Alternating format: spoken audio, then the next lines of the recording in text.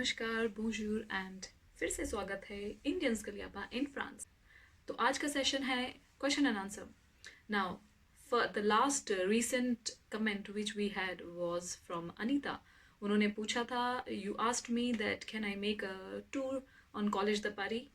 Yes, I can definitely make, but I have to ask the admin of College de Paris and if the college is opened.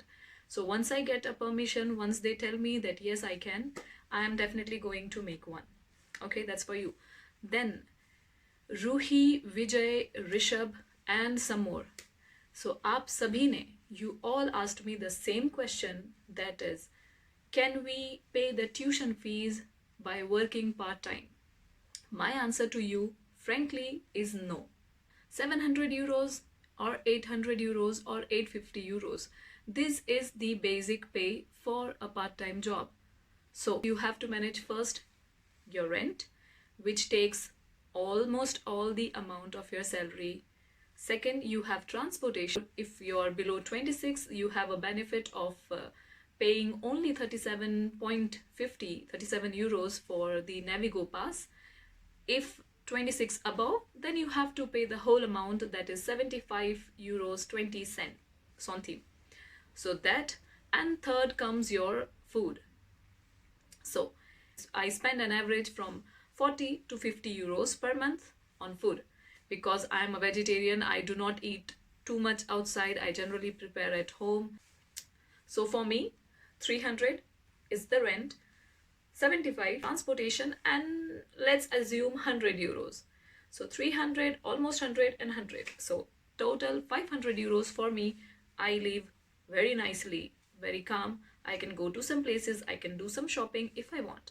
But if you stay inside Paris, the main areas of Paris, then the rent is not cheap. It is not 300 euros. It can go up to 600 or 700 euros for a 10 to 11 square meter house with attached bathroom and kitchen. So if you do a part-time job and you stay in a house like this, you cannot save anything. I suggest it is not a good option at all to pay your fees with your part-time job, because of paying the fees, paying the rent, accommodation and transportation and food, etc. So don't think at all. When you, as I mentioned earlier, when you come to France or you go to any other country, for 1 year or minimum of 6 months, you have to keep expenses according to the living style. You have to, for France, it is 615 euros per month.